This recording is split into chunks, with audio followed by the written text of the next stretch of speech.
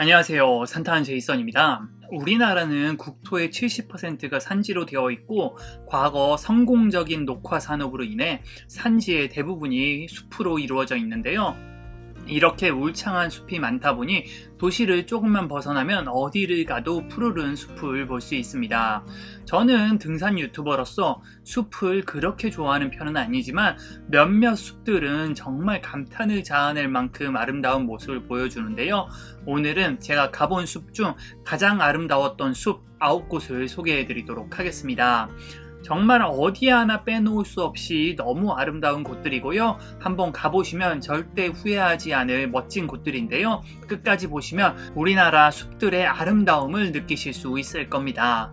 다만 단풍숲과 억새숲은 제가 예전에 이미 소개해드린 영상이 있기 때문에 제외하였는데요. 단풍과 억새숲이 궁금하신 분들은 예전 영상을 참고하시기 바라겠습니다.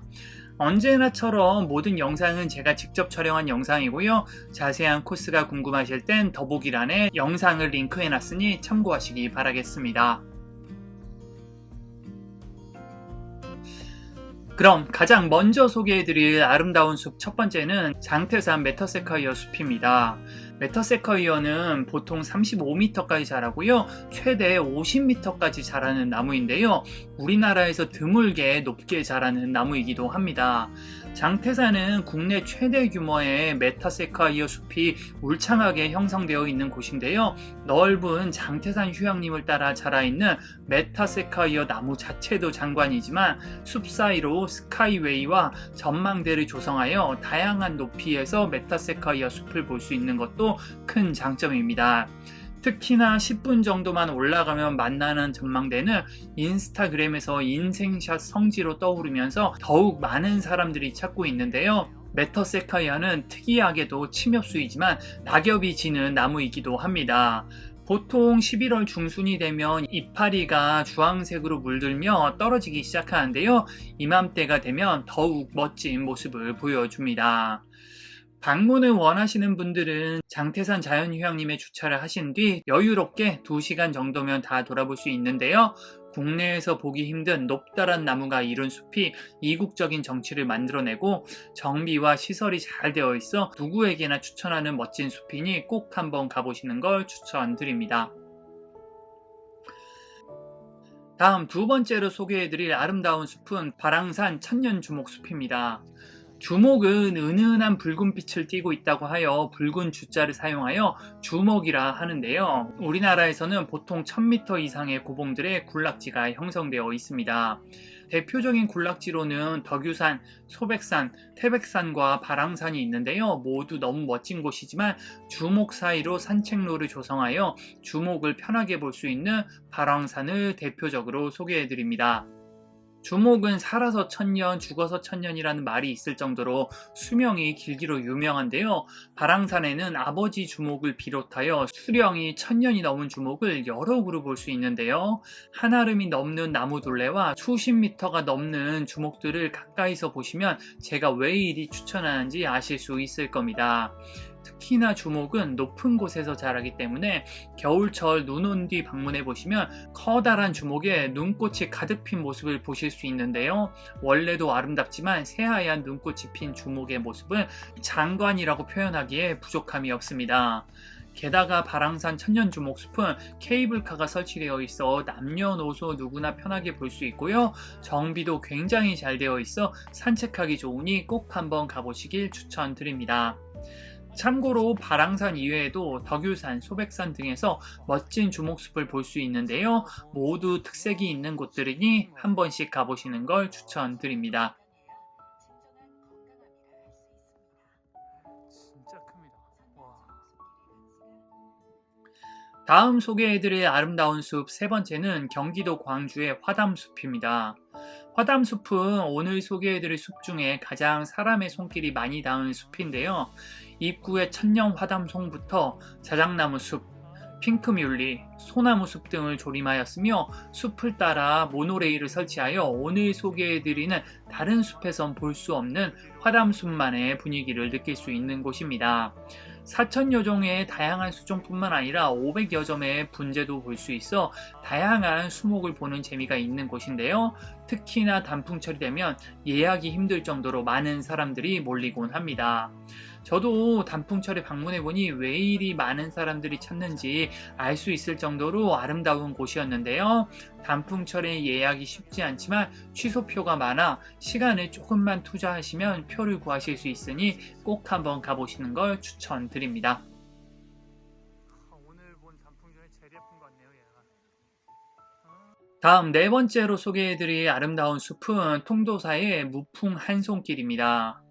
무풍 한송길은 통도사 입구에서 통도사까지 이어지는 약 1.6km의 소나무 숲길로 소나무를 춤추게 하는 시원한 바람이 불어오는 길이란 뜻을 갖고 있습니다. 100년이 넘은 소나무들이 구불구불하게 자라있는 무풍 한송길은 그 아름다움을 인정받아 2018년 산림청에서 선정한 가장 아름다운 숲에 선정되기도 했는데요. 1.6km의 무풍 한송길을 지나면 우리나라 삼보사찰 중에 하나인 통도사를 볼 수 있습니다. 유네스코 세계유산에 등록된 한국의 산사 중에 한 곳이기도 한데요.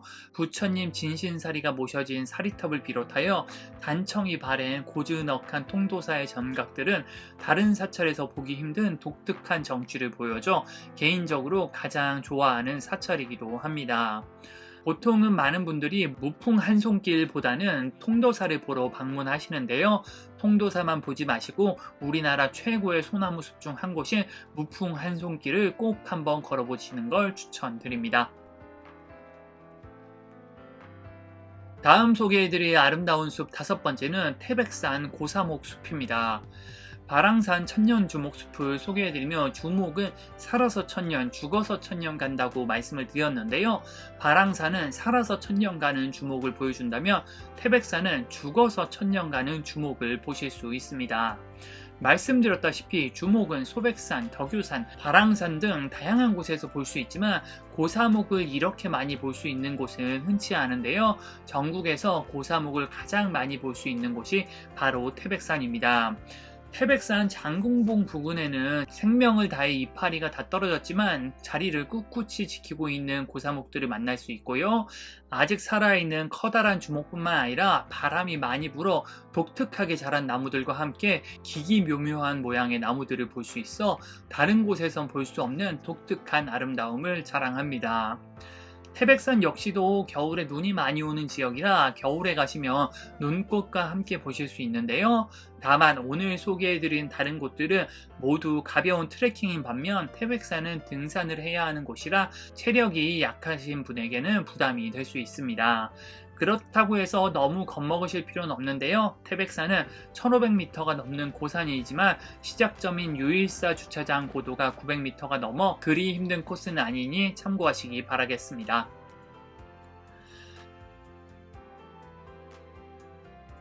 다음 여섯 번째로 소개해드릴 아름다운 숲은 인제 원대리 자작나무 숲입니다.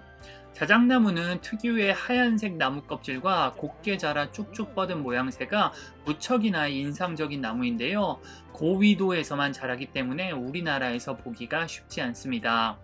이러한 자작나무를 무려 69만 본이나 조림하여 국내 최대 규모의 자작나무 숲을 조성한 곳이 바로 인제 원대리 자작나무 숲입니다. 실제로 자작나무 숲을 방문해 보시면 사방 어디를 돌아봐도 자작나무밖에 보이지 않을 정도로 거대한 자작나무 숲을 즐기실 수 있는데요. 특히나 2024년 기준으로 휘어진 자작나무들을 많이 만나실 수 있습니다.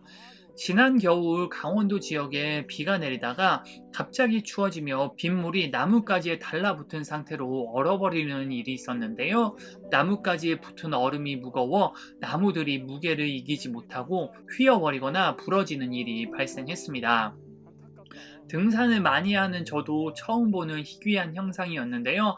아마도 다시는 보기 힘든 특이한 현상이라 올해 꼭 한번 가보시는 것을 추천드리고요. 코스도 완만하고 그리 힘들지 않아 누구에게나 추천하는 코스입니다.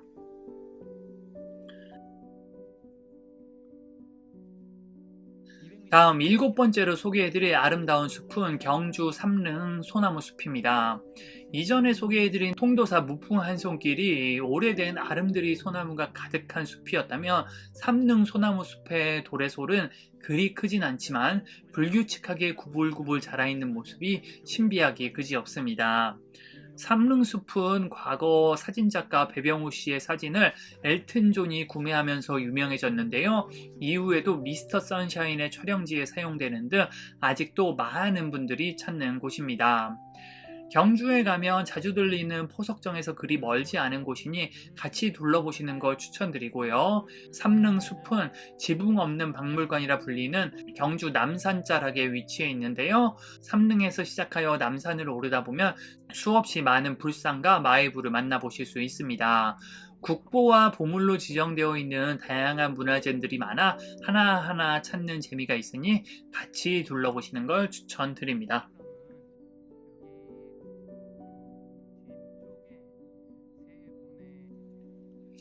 다음 소개해드릴 아름다운 숲 8번째는 선자령 잣나무 숲입니다.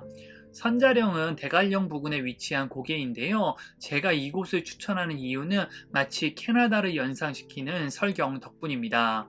높다랗게 자란 잣나무 잎에 눈이 수북히 쌓인 모습은 우리나라라고는 상상하기 힘든 이국적인 모습을 자랑하는데요. 우리나라엔 잣나무 숲이 정말 많지만 선자령은 적설량이 많아 이런 이국적인 모습을 자주 볼 수 있어 더욱 추천드립니다. 선자령의 폭설 소식이 들리면 설경을 보고 싶은 수많은 인파가 대관령 휴게소를 찾는데요.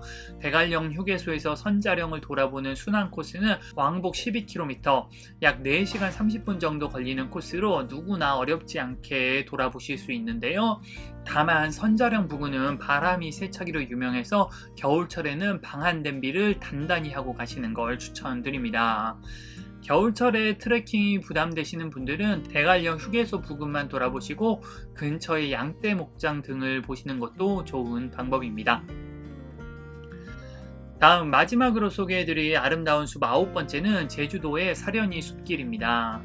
사려니 숲길은 붉은 오름까지 이어지는 숲길을 말하는데요. 개인적으론 사려니 숲길보다는 사려니 숲길이 위치한 비자림로의 삼나무 숲을 더욱 추천합니다.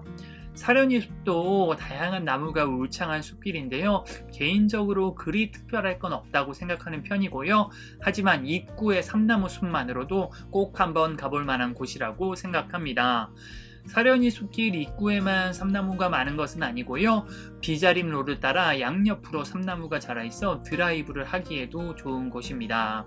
하지만 최근 비자림로 확장 공사를 시작하여 많은 삼나무가 벌목되고 있다고 하여 안타까운 상황인데요.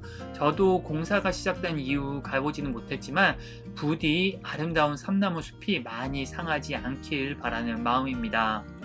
다른 곳과 달리 운전하면서도 볼 수 있는 곳이니 제주도에 가시면 꼭 한번 둘러보시고요. 사려니 숲길이나 비자림을 같이 둘러보시면 좋은 산책 코스가 되니 꼭 한번 가보시는 걸 추천드립니다. 여기까지가 오늘 제가 준비한 내용인데요. 제가 가본 곳 중엔 오대산의 전나무 숲도 유명하지만 오늘 소개해드린 곳에 비하면 부족한 것 같아 오늘은 생략하였습니다. 물론 제가 전국의 모든 곳을 다 가본 곳은 아니기 때문에 빠진 곳도 많을 것 같은데요. 여러분들이 아는 아름다운 숲은 댓글로 알려주시면 다른 분들에게도 도움이 될 것 같고요. 저도 기회가 되면 방문해 보도록 하겠습니다. 네, 오늘도 긴 영상 시청해주신 분들 모두 감사하고요. 전 다음에 또 좋은 영상으로 찾아뵙도록 하겠습니다. 전 산타는 제이슨이었습니다. 감사합니다.